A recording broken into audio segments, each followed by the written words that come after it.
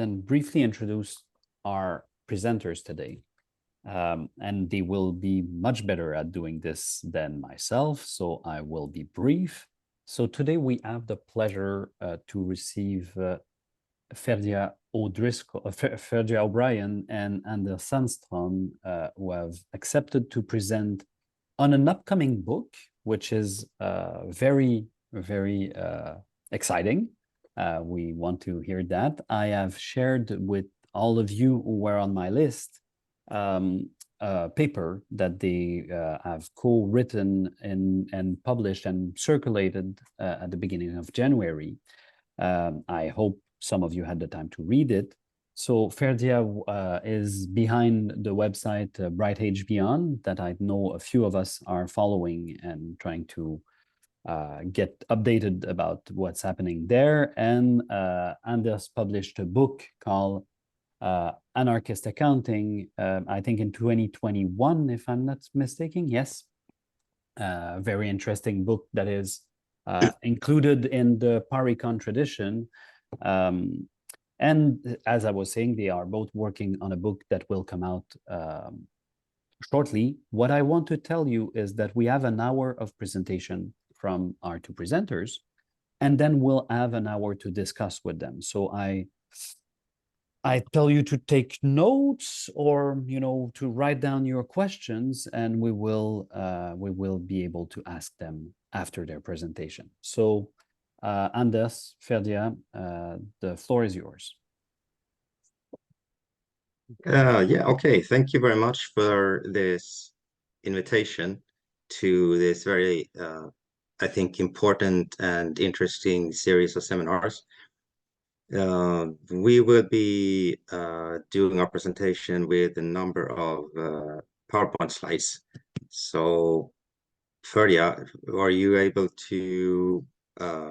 you should be able to share them now. Share your screen? Okay, yeah.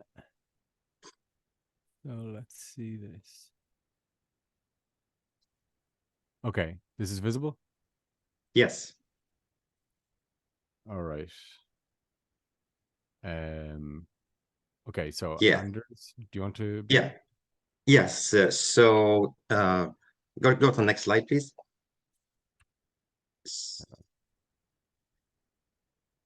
So the presentation today will be about our book on participatory economy, and we will try to describe to you why we're writing it and what we are addressing.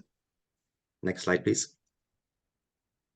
This is how we will be doing this. We will take a few minutes each to present ourselves and our background before we go on to describing what we see as the gaps in my case with the model, and in Ferdia's case, he also wants to think that there are flaws in the model as well.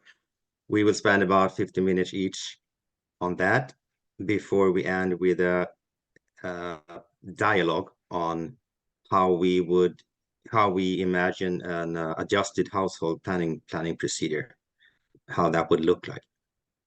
Next slide, please. So my background is in accounting. I got my degree from Uppsala University in 1990, and then after that I sort of started the standard path for accountants in those days in Sweden. I did my 3 years in one of the big audit firms. In my case, it was KPMG.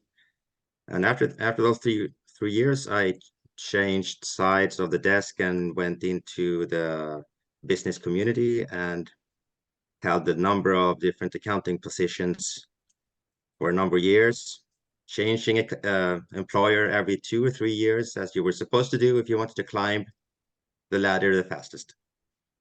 At some point during that time, I started really to question what I was doing. And so both from a personal point of view, but also morally and politically, I was at that time very much a neoliberal kind of person with very right way of thinking politically. on this, once I started to think critically about what I was doing, I came to the conclusion I needed to take a year off. So I took a sabbatical in Greece to think things through, and that was a really wonderful year in many ways. But it was also a life-changing year for me. I came back from Greece with a completely different set of political views and an outlook on many things in life. So, and since then, I've still been working with accounting, but now, since then, I've been working very much with organizations on the left side of the political spectrum. Primarily, I've been working with groups associated with the Swedish syndicalist trade union, SAC, which is sort of a sister organization to the IWW, I suppose. As Simon said, my book Anarchist Accounting came out in 2021, published by Routledge, and I am also a member of the Participatory Economy project, which is also where you can get in contact with me if you like, and you also find a lot of interesting material there by me and by a lot of other people and of the model and so on. Next slide, please. So in my case, I fairly soon came to the conclusion that the participatory economy model is one of the most developed and thought through post-capitalist alternatives presented so far. But I also very early on felt that there are definitely gaps in the model. Just like there are gaps in any economic model. It's just the way I think economists are. Economists base their models on lots of abstractions, which is kind of annoying for accountants. Which accountants, we would like to focus on detail and on and on differences and so on. So it's kind of the opposite to what economists like to focus on. At this point, I just want to stress that what I suggest as solutions, both in my book and also in this presentation and in the future book, they are only, as I see it, only possibilities. They are not definitive answers, and they shouldn't be sort of looked at as definitive answers. Next slide, please. Oh, that's you. Go ahead, Ferdia. Okay, so I am Ferdia O'Driscoll. Confusing, Simon. I've just changed my last name there for professional reasons, basically because there's another researcher in the tiny post-capitalism space. He's also Irish. His name is Tom O'Brien. So I think there's that's too many O'Briens in the post-capitalist world. So I'll go by Ferdia O'Driscoll instead. So yeah, I'm from Ireland, live in Dublin. I originally trained as an electrical engineer, and in the last few years decided to tack into being a social science researcher or cybernetician. So I take a cybernetic approach, and my life's mission is to help to design and implement a new human civilization, because obviously humanity is in a terminal crisis across many different dimensions, and that is my purpose in life. And so I kind of organize and publicize this around the name Bright Age Beyond. The website brightAgeBeyond.com, which Sam and I were talking about, the domain name has expired, so you won't be able to visit that until I fix that. But yeah, have taken a hiatus from that basically for personal reasons, and also just focusing on the book and my work with DM25, so Democracy in Europe Movement 2025, if you're not familiar, where I'm the coordinator for a task force on post-capitalism policy and some other things. And also a member of the Participatory Economy project, but not as long as Anders. And yeah, the main project that I'm engaged in at the moment is this book, writing this book with Anders, and you can find my contact information there. Yes, so why am I writing this book with Anders? A book about participatory economy, or Paracon. I think that the participatory economy is definitely the most detailed, let's say, book model for a post-capitalist economy. And I think it has many promising features, which means that it demands serious consideration. And so for me, the book project is an exercise in two main things. It's to try to test the participatory economy to its limit. So trying to create the most practical, detailed, attuned version of the participatory economy. And at that point, make a determination as to whether this is the way forward for humanity. And if it is, well, then we have the answer. And if it isn't, that exercise itself it will be very illuminating for post-capitalist political economy in general. And yes, the second point is basically a subsection of that. And there, as I see it, and we'll get into this soon, there are a number of gaps, things which need to be fleshed out in the canonical presentations of participatory economy. And I think that there might be some actual flaws as well. Well, I do think that there are some flaws, and those may or may not be able to be fixed. And so just to give you a little bit more information about the book. So it'll be a detailed text about the participatory economy. So it's not really for a general audience, although obviously anybody is free to read it. It's aimed more at specialists, because we'll be really going into the details of the details. And the book is extending and revising the participatory economy model substantially. And Anders and I bring different perspectives. So we agree on a lot. We, in the grand scheme of things, we have a very closely aligned perspective, but we disagree on some important things as well. So Anders would more be the advocate of the participatory economy model, whereas I would be more the critical friend of it. Definitely interested in investigating it, definitely interested in defending it in many important ways, but also not fully willing to advocate it as the alternative to capitalism.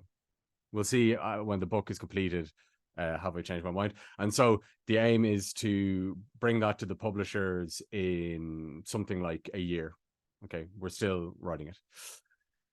And I'm not going to go through this in detail, but this is just this is a draft of the table of contents for the book, divided into, let's say, 4 sections. The first, introducing the model and the book. The second, looking at let's say the big picture, the background, long-term processes.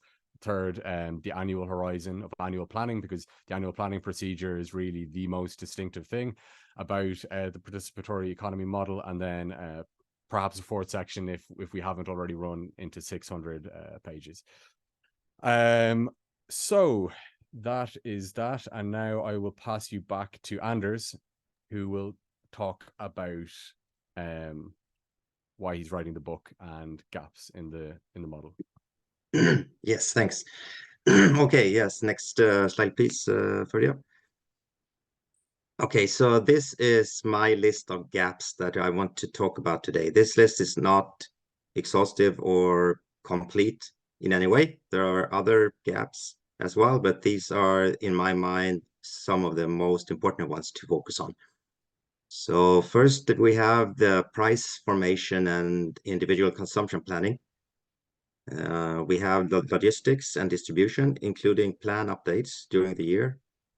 We have the planning of public goods, public and collective services, the treatment of capital goods, And finally, the coordination that is necessary outside of the formal planning procedures in a participatory economy. Next slide, please. Okay, so the price formation and individual consumption planning is an area that has been very much criticized. I am sure many of you are familiar with the debate between David Sweckart and Michael Albert, where Sweckart basically called the model nonsense on stilts. And maybe also you've read Seth Eckermann's article in Jacobin, where he completely dismissed the model based on, I think, primarily on this. So what's the problem here? So we have markets where today where prices and volumes are negotiated between individual buyers and sellers without any third-party participation.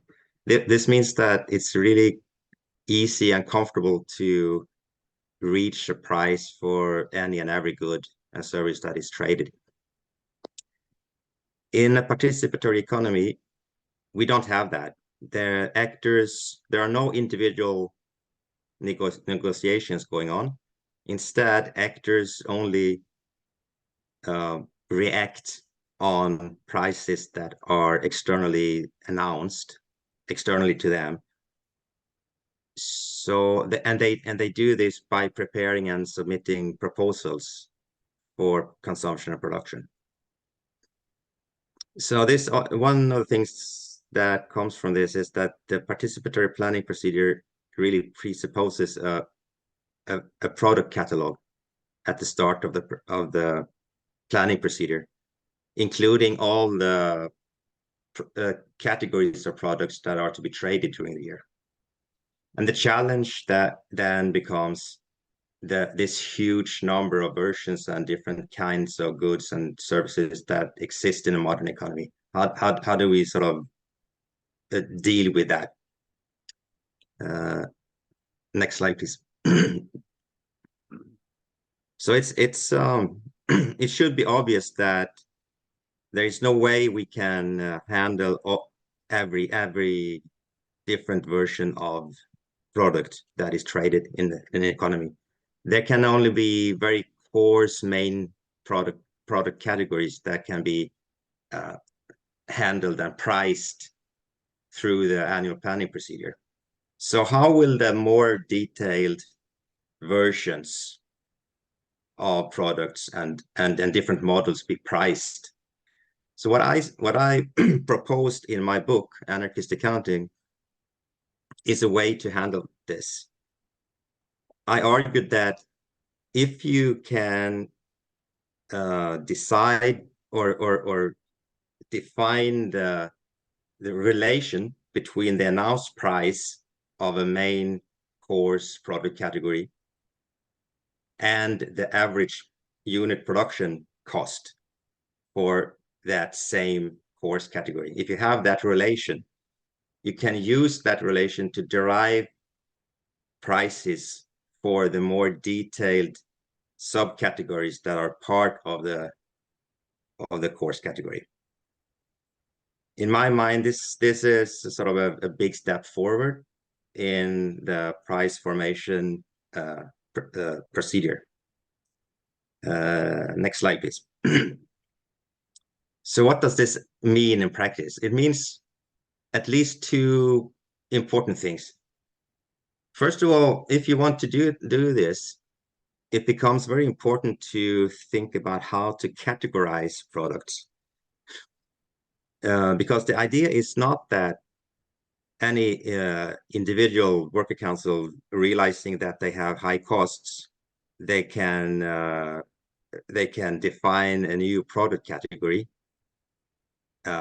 and be sort of credited a higher price just because they have higher production costs. That's not the idea. Instead, the categorization of products should be really thought through and based on categorization criteria that is decided collectively and everybody agrees on. So the main criteria is that the course main categories, they should be based on the product's general functionality and purpose. And the more detailed subcategories should be based on further detailed functionality and differences in quality, but only if and when there are differences in cost aggregation and production cost. So let's say the course category is shoes. It's obvious that every different kind of shoe should not have the same price. There should be a way to price a shoe that costs more to produce higher than average. So I'm just saying that you should the categorization of products should be done in a way to reflect differences in quality and functionality, if and when there are very sort of obvious differences in cost aggregation and production cost. The other thing that comes from this way of deriving prices is that worker councils need to define in their production proposals their production costs for these different subcategories of products. And this is not a problem whatsoever. This is done already today. I would even say every enterprise today that trade products in the market, more or less, or not even more or less, they do know how much it costs to produce their different products. They do have, product costing is a very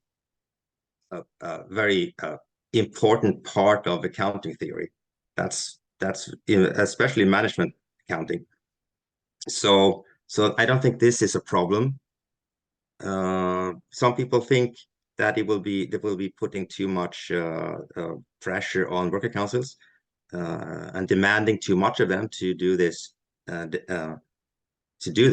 in their production proposals, but I don't agree with that.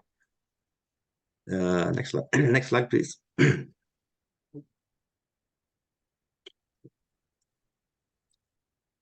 So even with the course categories in the annual planning procedure, there is still a huge number of categories of goods and services for consumers to relate to, even if we're talking about course categories. So we do need to address the question of how consumers best relate to goods and services when they plan their consumption in annual planning. And we will come back to this and discuss this in section 3 of this presentation. Next slide, please. The next gap in my list is about logistics and distribution. And this has barely been touched on in any of the sort of standard presentations of the model, which is, I think, unfortunate, because this is a big part of any economy. There is a big economy of scale in distribution, and it is obvious if you look at the enterprises of today. Some of the largest enterprises in today's economies are active in distribution, thinking about Walmart and Amazon and so on. And this makes sense because there are networks. The larger networks you work with, the more units you can spread your fixed costs to and lower your unit prices.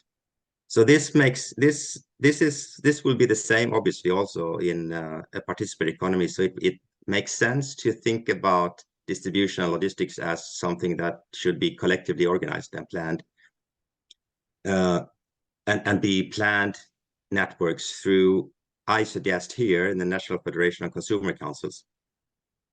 There could be different network systems for different kind of products, and there probably will be. It makes sense. And the other thing that I want to also stress is that it is the consumer council or federation that is the customer when we're talking about logistics and distribution. It's not the individual consumer.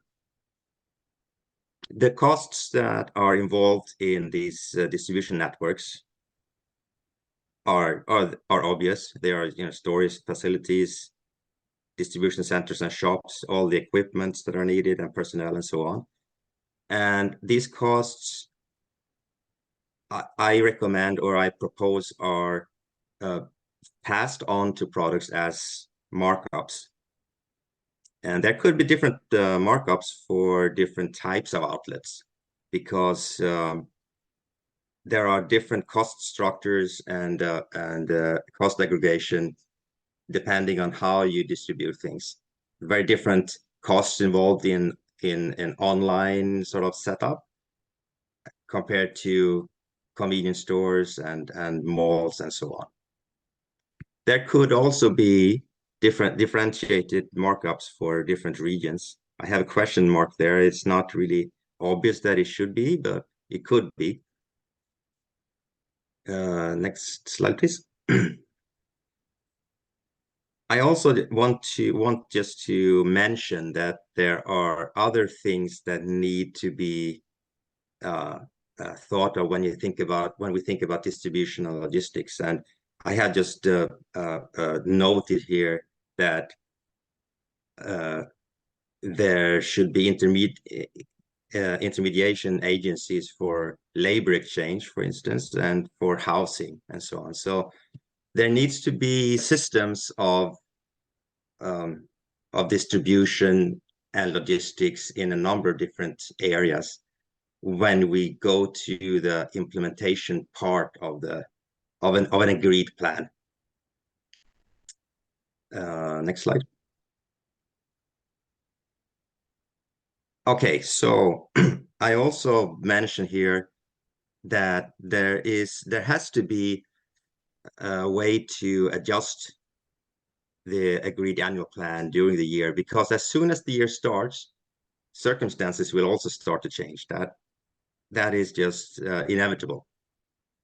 The changes in consumer preferences will often cancel out on an aggregate level.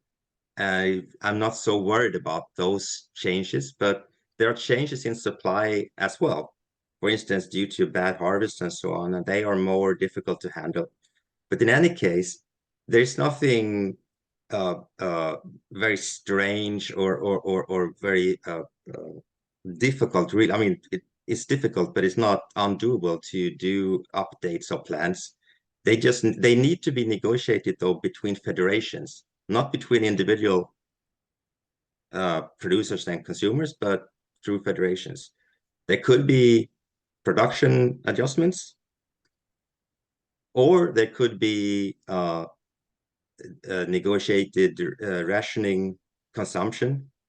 There could also be price adjustments, or there could be sort of a simplified but more comprehensive planning procedure halfway through the year if needed.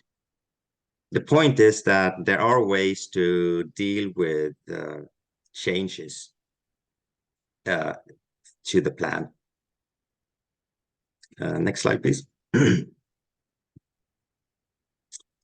Okay, so on the next on the list of gaps is the collective consumption planning. Sometimes when you read the standard presentations of the model, you sort of get the feeling that there is no really difference between individual consumption planning and collective consumption planning, but there certainly are differences. And I think it is important to note them and to handle them. I just here note some of the more important ones. Collective consumption planning is often, or maybe always, more long-term and more complex compared to individual consumption.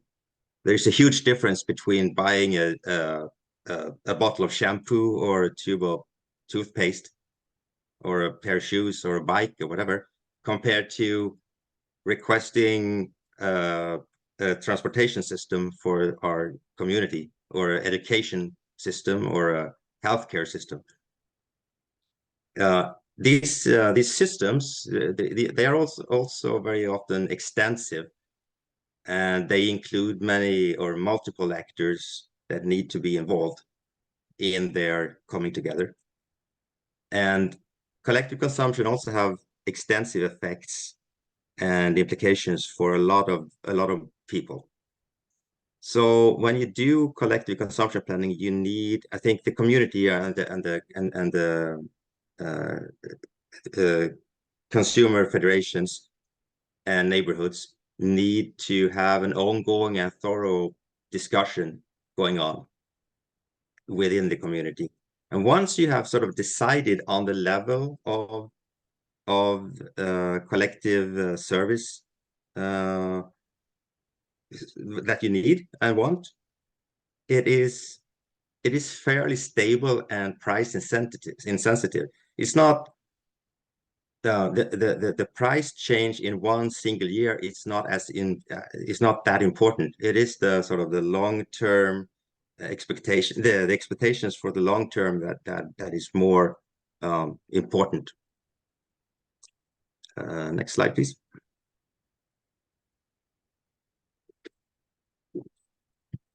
Okay, so this is not really a gap, but because this has been touched on in the presentations of the model, but I still think this is important to remember. Costs for collective consumption are passed on indirectly to individual consumers. It can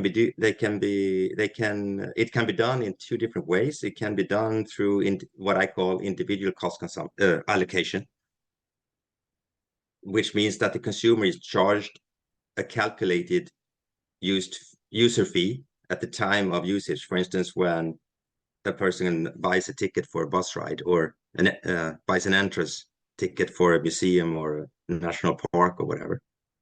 Or it can be collectively passed on by individuals being charged their share of the cost, regardless of the degree of usage. Next slide, please. Okay, next, the next gap is about capital goods, which is something that again, it's different. It's different from the individually consumed goods.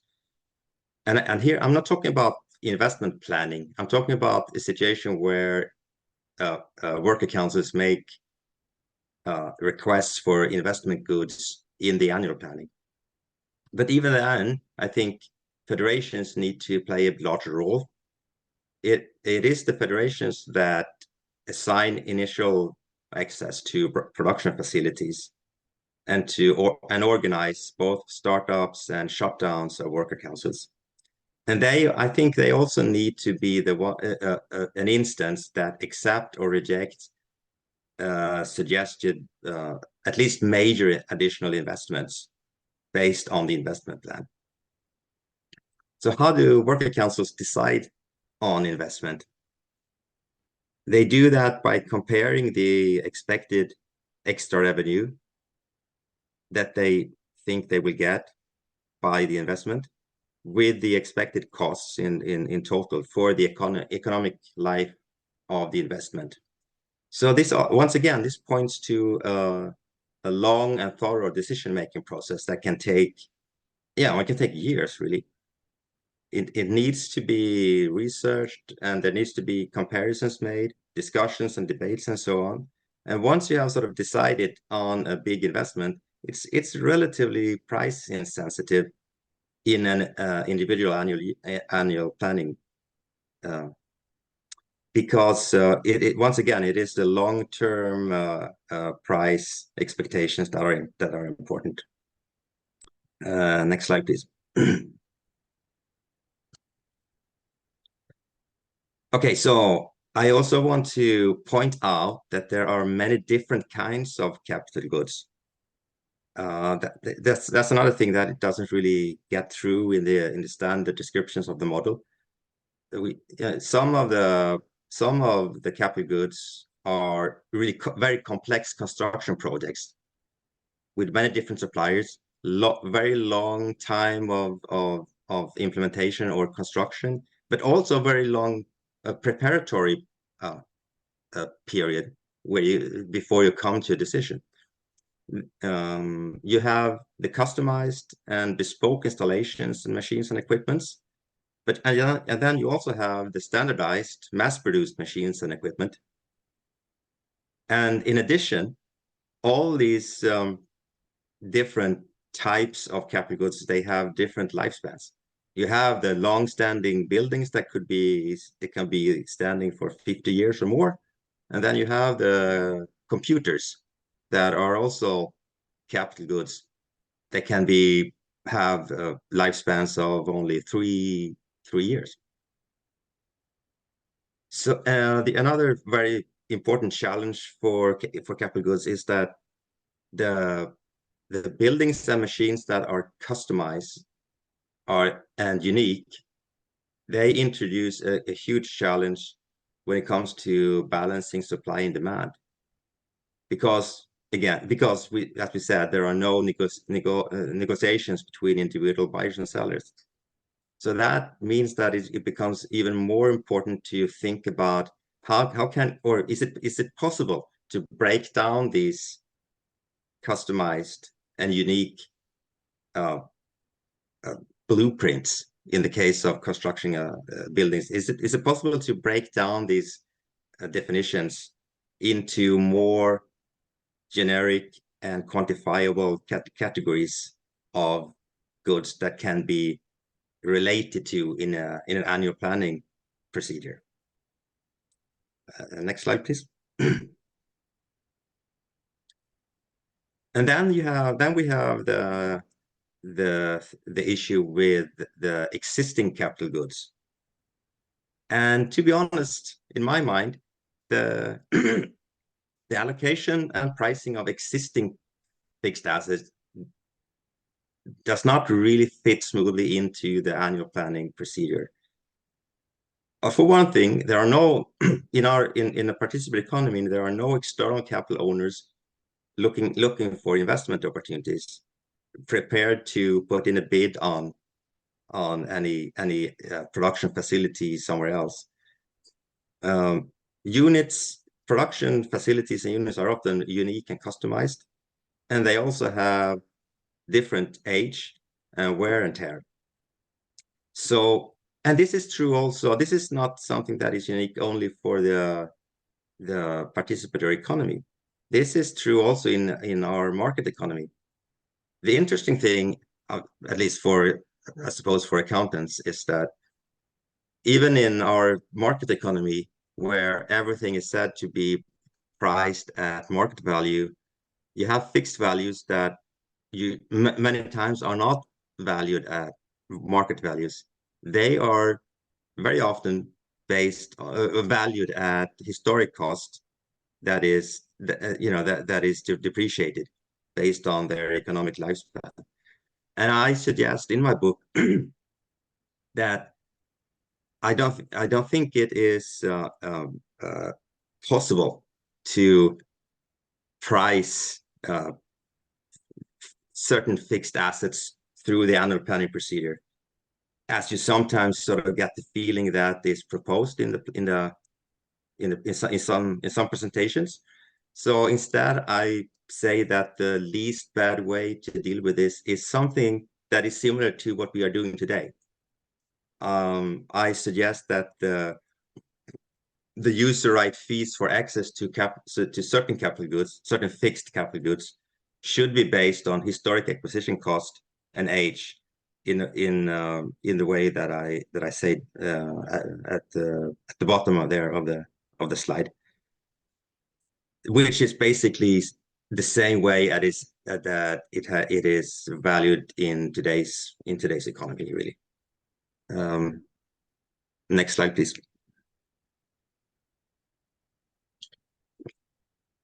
Okay, I think this is the last gap.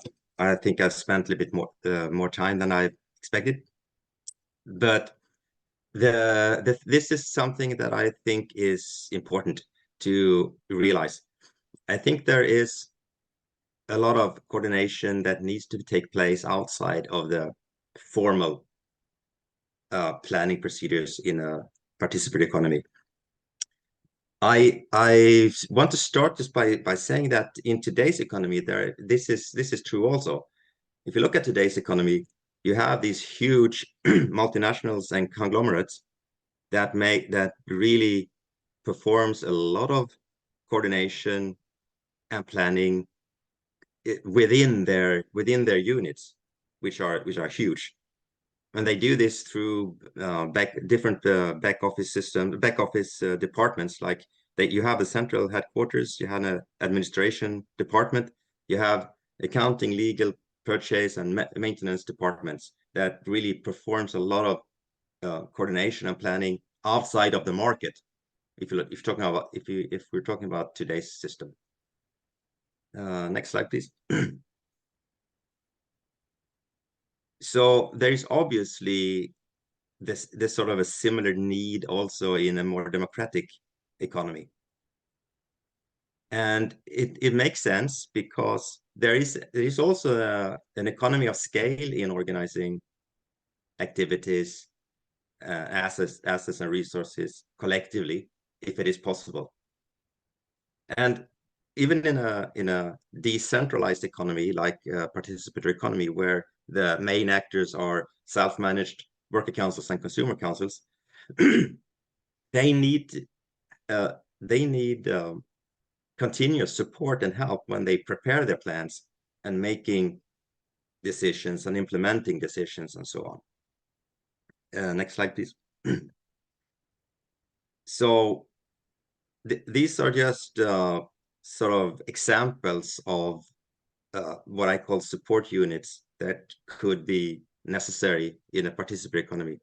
Research and development is already mentioned in the standard presentation of the model, which handles production technology and product development, standardization of certain products, spare parts, and so on. I also identify the need for coordinating accounting, audit, and administration, which is about gathering, sorting, distributing information, things like accounting rules and so on, monitoring implementations, and the categorization that we talked about of goods and services, resolve disputes. And then you have the production side, where you need often coordinating certain complex projects, for instance, setting up new entities, shutting down entities, allocating labor, and so on. So I argue that this is something also that should be sort of addressed and talked about. Next slide, please. Which I think is the last slide before I let Ferdia take over. This is also as much as it is important to realize that there is a need for coordination outside of the planning procedures. It's also important to understand the risk of the emergence of a new coordinator class if you want to do this. So the collective support units must be, in my mind, set up and controlled and funded by federations, and they should have no decision-making power themselves. They should, as much as possible, they should only be preparing and deliver information. They should not make any decisions, except, of course, for their own internal job organization. There could possibly be revocable job assignments and time limits put on job assignments. And so I think this is important to not forget, because it is definitely a real risk of introducing a new coordinator class by introducing what I call support units. Okay, I think that was the last slide. Yeah. Okay, I'll take over now. I'll try to be very quick just to make up for time. So similar section for me. Begin with the positive. So before giving lots of criticisms and saying what's missing in the participatory economy model. So I find that it is promising for a number of reasons. Here are some important reasons. Firstly, that participatory economy is presented as an alternative to both a market society and its centrally planned system. That there's collective price formation. So this is a very important point for me in terms of avoiding a market system. We need to avoid price competition. Enterprises compete on the basis of price rather than quality, effectiveness, and so on. So, the annual planning procedure achieves that. Another way you could do that is, for example, collectively decided labor pricing. Anyway, that income is political. So what I mean by that is that in this point isn't emphasized enough. In a participatory economy, the income that workers get, wages, let's say, it's delinked from the performance of the enterprise. So this isn't a system, for example, like in a market system where it's profit sharing, or where wages appear as a cost on the income statement. It's actually delinked, and this is essential so that the logic of capital doesn't become internalized into workers. This is a point I think that is critical to, again, it's critical in defining a non-market system. The emphasis on division of labor. So the balanced job complex, very much aimed at avoiding a third class taking over in a socialist system. And yes, not-for-profit enterprises. So any surpluses, any profit, if you want to call it that, in the participatory economy is taken away effectively. The enterprise doesn't hold on to that, so there isn't an ability to accumulate profits, reinvest them, expand, gain more profits.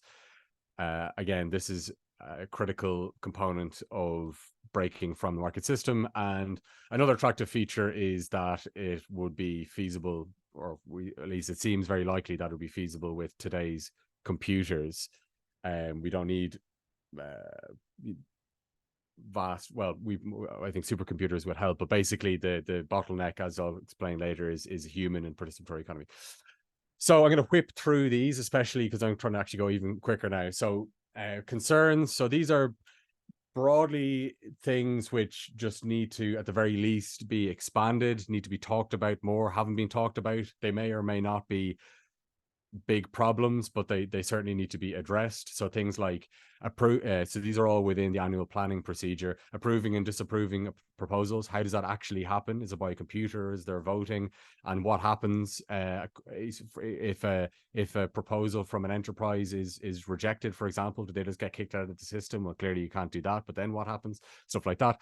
As Anders was talking about the spatial dimension of annual planning. At the moment, it's presented as spatially generic, but things have to be transported around. So how do you incorporate transport costs into annual planning? The implementation of the annual plan, which Anders went into in great detail. Things like multi-year projects. So not all production is on a 1-year time horizon. So let's say if we're producing something over 5 years, how do you fit that into into an annual planning procedure? Digital goods, do you put a price on them, or do you distribute them for free? And if so, how do you handle that? The technical requirements of annual planning. So, for example, one of the really interesting and great things that has been done by, let's say, Paul Cockshott and Alan Cottrell is going into the technical requirements of their Towards New Socialism model. I think something similar should be done for the participatory economy, although I don't think it's as important in this context because it relies less on computers. Plan updates mid-year, talk about more about that soon. And then also the motivation in truthfully reporting productive capacity. This is presented as solved in participatory economy, but I actually don't think it's solved. I think it's more like the reverse of the Soviet Union. Other things, money and finance, how, where is money issued? How does the banking system work, if there is one, etc.? That hasn't really been discussed. The foreign sector, there's been some work done on that, but more needs to be done. Shops as enterprises that are distinct from productive enterprises need to be discussed in more detail. That's something that we've done. Self-employment, for example, housing and land. Obviously, land is a huge issue in its own right, so that needs to be addressed. opening, closing enterprises. Yeah, I'll talk about that in investment, but I think entrepreneurship is an issue in general, generally speaking, is an issue that needs to be addressed more. And then in terms of wages, like I said, that income is politicized in participatory economy. It's clearly stated basically that workers are paid by society, but how you know, and how is that decided? Okay, so here are some, and there are some other things, but that gives you a flavor anyway, or more than a flavor. So these are, for me, I'm speaking for myself now, not Anders, for sure, just to make that clear, because we have some disagreements about this. These are, for me, critical concerns. So these are things which really could scupper the whole model, and they could some of them I think can be fixed, and some of them might not be fixable. So I'll talk about that now. So mainly investment, politics, individual consumption planning, annual plan updates, annual plan iterations, and ecology and environment. So the first, not going to have time to give any solutions, but I'll just raise a few questions and maybe we can go into that more in the question and answer session. So the most work that's been done on this has been done by Robin Hanel in Democratic Economic Planning. It's very good work. It's very interesting. But so I just want to say, actually, just in general, I have great respect for all the work that's been done on participatory economy hitherto by Robin Hanel, by Michael Albert, by Anders and other people. And so I just want to note that because I'm going to make some very frank criticisms. So philosophically, I'm a pragmatist, so I don't think that there's such thing as a unique optimal solution, and I don't think that we should try to organize investment according to a marginalist framework. So because investment and furthermore, investment is a hugely multi-dimensional thing. Okay. There are so many different aspects to it, and there are so many different stakeholders. And so I think there has to be a process which involves, is based around dialogue and negotiation, and involves more people than just people in their roles as workers and consumers, which is how things happen in the participatory economy. So for, you imagine, let's say if there's a factory proposed to be built in a town, it's going to affect the local community. It's going to have ecological repercussions. It's going to produce traffic. There's issues for local employment. Maybe it's an eyesore. There are lots of different things, and it's really hard to just fit this into the two boxes of worker and consumer. And so actually the approach which is closest to the way that I think on this will be the process of negotiated, let's say, participatory planning by negotiated coordination, as outlined by Pat Devine. Anyway, I think this is fixable. I think that it's something that it can be integrated into the participatory economy model, but I'm probably, as an advocate of participatory economy, I'm probably on my own on this. Okay, I need to speed up. So politics, I think politics is something that's basically missing in the participatory economy. I think that this is a mistake, because in socialist society, we cannot separate politics and economy. This is a product of capitalism. There's been important work done being done on this by Stephen Shalom on power polity, but I think we need to go further. The issue of the state needs to be confronted directly. Is there a state in the participatory economy system? Is there not? I don't think this is something that we can be, let's say, neutral towards or agnostic towards. You have to actually answer that. What is the role for the citizen as citizen in a participatory economy community? I agree with Eric Olin Wright in the 2016 dialogue when he talks about extending consumer councils into community councils. I think that it's a better general idea. And then I would have consumer councils as kind of part of that. How do workers and consumers interact? There's a lot of interactions between, let's say, federations of workers and consumers, but how is that actually done? I think when we go into the details of that, we see that this is actually politics. It's the formation of the general interest. How do the federations function? These are basically a black box. So I think taking that federal, or let's say confederal approach, is the right idea, but we need to actually go into that. How do we know they're not going to become mini states in their own right? Bureaucratic and ineffective. So this is where I think things like the viable system model of Stafford Beer come in, and getting into things like democratic confederalism and lottery and stuff. Anyway, I think that this is also fixable. Individual consumption planning, I think that this is a big problem, but it's definitely fixable. We'll talk about that in detail later, so I'm not going to say anything about that now.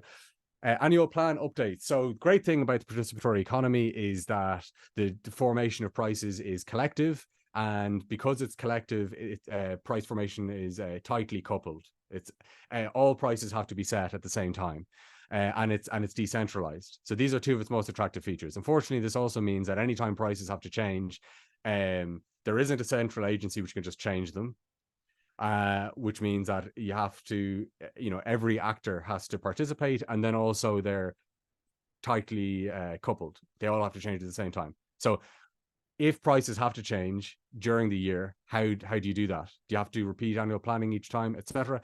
Anders would say that this can be solved. That's fine. We'll read the book. But yeah, my attitude is basically if this could be negotiated by the different federations, I would ask, well, why do we need an annual planning process in the first place? So this is an open question. It could be fatal. Cybernetically, the ability of a system to adapt is the most important thing in real time. So this is an open question. I'm not sure. I'm skeptical, but perhaps it can be done.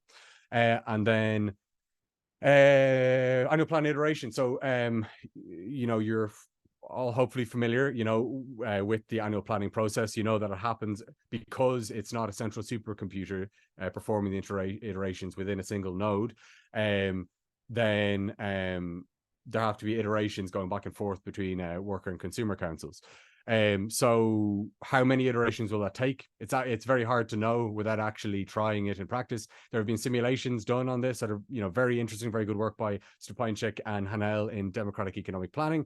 But again, it's a simulation. It's a stylized model. If there are few enough iterations, it could be feasible. If there are too many, it could just be unworkable. It's very hard to know. So this is one of those points that could be fatal. And lastly, the ecology environment. I don't think this has been addressed sufficiently enough at all. There has been some work done, for example, in democratic economic planning and the CAPS, the community affected parties, and the PDRM, the pollution damage revealing mechanism. But I just don't think that this is comprehensive enough. How do you even limit carbon emissions? How do you incorporate that within annual planning? I think it can be done, but we need to talk about it. How do we set macro constraints on the use of resources, on pollution, on the degradation of ecosystems? And also, how do we deal with the question of growth? Whether or not we take a growth or degrowth position, I definitely take a degrowth position, but we need to engage explicitly with how the system will deal with that. Can it handle degrowth and so on? And how do we operationalize that in annual planning? Again, I think that this is fixable. So that is everything. I'll pass you on now to Anders, who will talk about individual consumption planning. Yeah, so this is a dialogue, and I will definitely be brief here and have Ferdia try to convince you that all I'm saying now is wrong. Anyway, so go to the next slide, please. So the household consumption planning. For me, this is not something that is very threatening. First of all, I just want to remind people why we are asking consumers to participate in the planning procedure by preparing their consumption proposals for the year to come. So the goal is that consumers should influence what is produced in the economy to the degree that they are affected, but doing so with minimal effort or inconvenience. It is the consumers that know best what their estimated income will be and their consumption preferences, and importantly, how they will react to relative price changes when they appear. So if you want to give other instances the role of representing consumers in annual planning, then consumers inevitably will lose influence, and the information that you get it risks being inaccurate. It's obvious that the individual consumption planning process should be facilitated as much as possible because of this. I mean, there is a real problem with this huge number of products to be planned. But in our days, it is very many opportunities to help consumers plan their consumption. First of all, I think the first draft of a consumption proposal should be prepared by some support unit attached to the Consumer Council based on historic consumption patterns. That's number one. Then you have the opportunity to work with different consumer profiles that are based on age, location, interests, and all that. And there are many other tools today for facilitating the preparation of consumption proposals. I'm thinking about this could be sort of an online game or a computer game where you ask or where you answer, let's say 30 to 40 to 50 questions about your routines and interests and so on, and then you have a program preparing your consumption proposal for you. And I'm also thinking about the Amazon, which basically knows they know what you will buy even before you buy it. So there are ways to help consumers to prepare their proposals. Next slide, please. Okay, so 3 last things for me.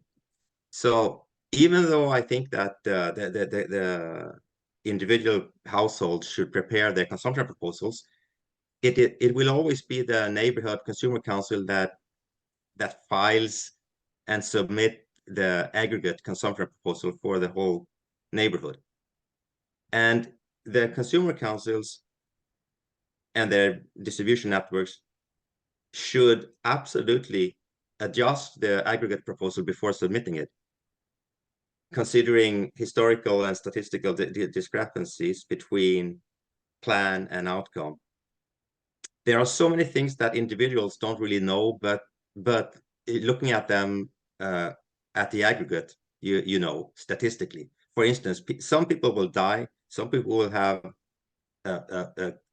kids that are not planned, some will be hurt and be not being able to work. I mean, there are so many things that individuals don't know, but the collective knows from statistics, and that should be considered when you do this. And there's also the whole thing with tourists and visitors coming from abroad, buying stuff, and so on. So yes, so consumer councils definitely should adjust the aggregate consumption proposal. However, and this will Ferdia argue against, but I think it is important that individual consumers and households should nevertheless own their submitted proposals.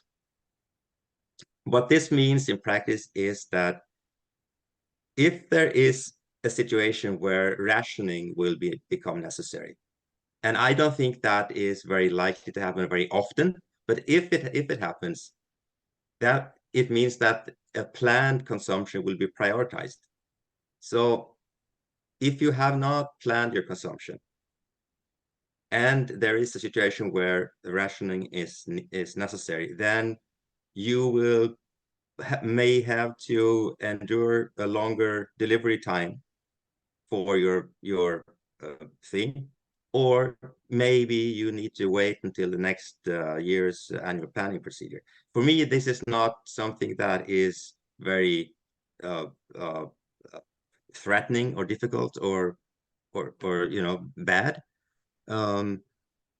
I mostly because I don't think it will happen very often. And even if it is happening, it's never going to be very, very long until the next annual planning procedure happening. Okay, so Ferdia, go ahead and trash this now. Okay, all right, so this was meant to be 10 minutes long, and that means I'll do my best to go through it quicker, but we'll probably go a little bit over. Don't worry about that, Ferdia. Yeah. Okay, so In summary, I think the critics are right and the critics are wrong about individual consumption planning in participatory economy. I think the critics are right. And when I say the critics, I mean, the most notable is David Schweikart, but also, Ackerman and Jacobin, but also Tom Wetzel in his book, Overcoming Capitalism in 2022, which is very good. And Max Grunberg put out a paper there that criticized it. Okay, so I think it's unworkable. I think individual consumption planning, as it has been presented in participatory economy, is unworkable. However, the critics are wrong because it doesn't defeat Paracon. It can actually be changed. The annual planning procedure, as we know it, can be maintained as it is, but the consumption should be organized differently. So I'm going to explain why I think that it's unworkable, and then I will quickly sketch an alternative. So the goals behind the way that individual consumption planning is organized in participatory economy are good. So it's about gaining better information in planning and the individual having influence on consumption. So these are good goals, but I think they're poorly implemented. And so I will now analyze both points, and then after that show a counter proposal. So, I mean, you're familiar with this picture already, but just bear in mind, I'm going to be talking about this thing on the right here, the consumer councils and what goes on there. These are pictures from that article, actually. So this is Anders' modification, which I think is better than the proposal so far, in that we've integrated shops into the planning system. So consumers make their individual consumption plans. These are aggregated by shops. They make their distribution plan. And then basically this is aggregated by the Iteration Facilitation Board and so on. Annual planning goes on. Information, right? So scale matters here. Depending on the details, this will work or won't work. So as I said before, the information bottleneck in participatory economy is not computer, it's not electronic, it's human. It's the individual human brain and behavior and psychology. So we face an irreducible trade-off between speed of information and resolution information. So we can have high resolution in this problem. We can have high resolution information but very low speed, or we can have high speed and very and low resolution, but we can't have both at the same time. So we can basically have making the proposals is quick and easy, or it's accurate. So I'm not going to go through all this. I'm going to go through this quickly, but basically, I have gone into what it means to address different numbers of categories in real world terms. This is really important, okay? And the upshot is that the categories grow quite large by the time you're addressing any product in, let's say, meaningful detail at the level of planning. So 10,000 categories, you're dealing with ketchup. 1,000 categories, you're dealing with condiments and table sauces. Okay, this is from Tesco.ie.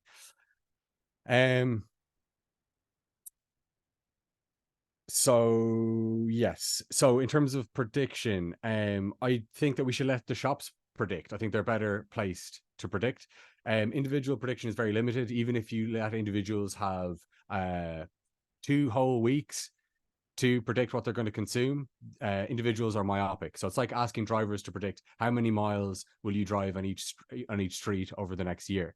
Okay, I think it's better to have an agency stand on the motorway and do a survey. Okay, so an individual, I don't know that if I'm going to lose my wallet in 4 months, but a shop knows that 100 wallets are sold every month. All that matters is that the right wallets are available in the right numbers when they're needed. We don't need to know which individual is going to purchase them. Yes, so there are very different informational needs between producers and consumers in annual planning and in the economy in general. So producers need very high resolution. Producers want as detailed information as possible about what they need to produce. But consumers need low resolution. Okay, if again 10,000 categories, choosing between 10,000 categories, and we're just deciding about ketchup versus mayonnaise. So consumers need a low number of categories in order to actually be able to handle this problem. One must win. We can't have both. So I would say, why would we hinder producers by taking information, by giving them very, very vague information? I think that's more important. And what are we actually gaining by doing that? I think it is avoidable. So let's do a back of the envelope calculation. I'm not going to go through this. We can look at it in the Q&A or watching back this video, but the details of the calculation are here just to show that I'm not just making this up. So we could ask ourselves, well, how long would it actually take an individual consumer to make their consumption proposal in one round of annual planning? And we could say, assume it takes 1 minute to choose for each category. How many hours or days will it take?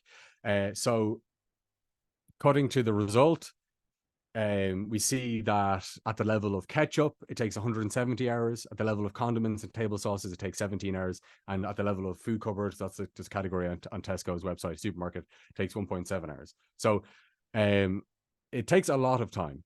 Okay, I think 1 minute is actually quite a reasonable assumption. And then if we go to the fact that there are multiple rounds of annual planning, let's say 5 to 10 rounds, and conservatively assume 5 rounds, then we have to multiply each of those numbers up, okay, to cover all of the rounds. So now we're looking at 850 hours, 85 hours, 8.5 hours.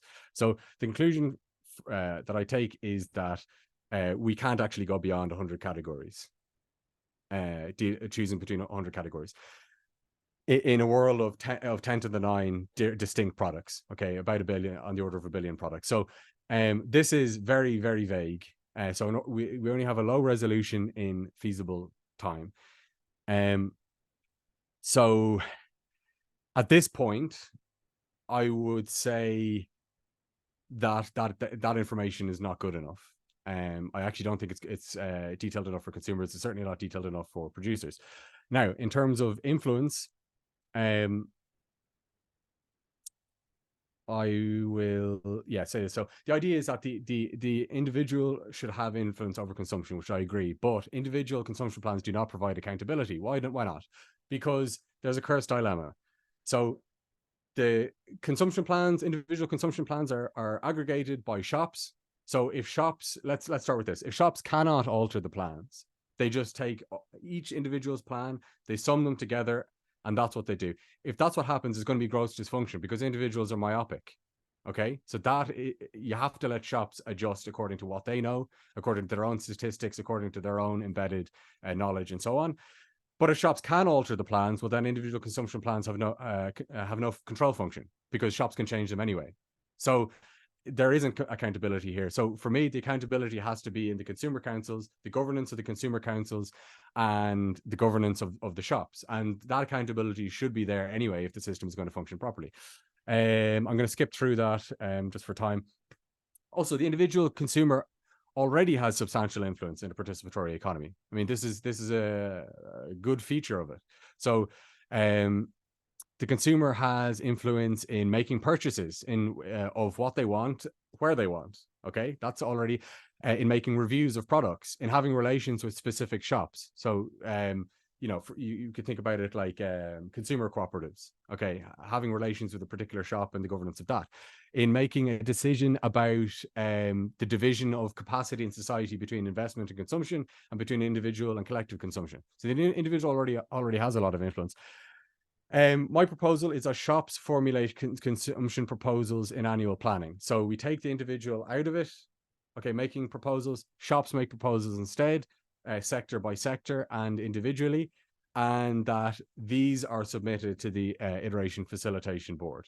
Think that shops are best placed because they have local knowledge, but they have a global enough view not to be myopic in the same way as individuals, and similarly for federations of shops or groups of shops. Okay, speeding through this. So new and better ways to influence for the individual to influence consumption. So it would be, okay, the ways that I mentioned there, and then individual consumption plans. This would be how the individual consumer would have influence over consumption. All I'm suggesting is that we take away the individual consumption plans and we add in, we keep what else is there, and then we add in 2 other things, which I call provisionally the consumer satisfaction index and the consumer preferences feedback. And this should be the last slide on this. Yes. So we need to think about this always cybernetically, adaptively. What is really the purpose of the individual having influence over consumption? It's so that people get the kinds of goods and services, consumer goods and services that they want, where they want, and on conditions that they want, and so on. Okay, so why don't we just measure people's satisfaction with consumption directly, and then have consumption go in a adaptive feedback loop? If the index is high, people are satisfied with consumption, we can basically keep things as they are. If the consumer satisfaction index is low, well, clearly there's a problem, something needs to change. I think that this is a more direct approach than the basically just individuals saying this is what I want to have, because like I said, the information quality is too low there. And then another thing, we live in the era of large language models, okay, ChatGPT and so on. So for the first time in history, people can actually give open format feedback and say, the consumer satisfaction index will be done through surveys and polling across multiple dimensions of consumption. Are you satisfied with the goods that you have? Location of shops, opening times, ethical considerations. Open feedback, it makes that even more flexible. So people you can imagine people typing into a client, here are some thoughts that I have about my local supermarket or the quality of goods and services in this company and so on. And using something like GPT, this information could be processed and used to generate a report, even mapped onto a consumer satisfaction index in a way that simply would be too complicated if people were writing reports into civil service and everybody had to read them, each individual report. So I think these approaches are superior to what's there, and the upshot is actually by shops making the proposals rather than individuals, and introducing these new forms of individual influence, the problems with individual consumption planning in Paracon can actually be resolved without the system breaking apart or actually being fundamentally changed. And that is the end of that section. So just to recap, this has been a presentation about the book that Anders and I are writing on the participatory economy, 3 sections, and I will conclude and then Anders will. So I think that I have a lot of criticisms, but Paracon demands very serious consideration. I think that there are many criticisms to make of it, some very deep criticisms, but to dismiss it is a mistake. It needs to be analysed very carefully. Whether or not it is the answer to humanity's ills remains to be seen. And I'll pass you on to Anders. Okay, yeah. So my conclusion is this. The participatory economy model is one of the most detailed and thought out models of a post-capitalist economy that has been presented so far. Just like any other economic models, it rests on abstractions and has many gaps that need to be filled, especially when attention is directed to the implementation of the model in a real-world economy. However, these gaps can be filled within the frameworks of the model and without challenging the defining values and institutions of the model. I'll end there. Well, thank you to you both. That was great. I will stop the recording now.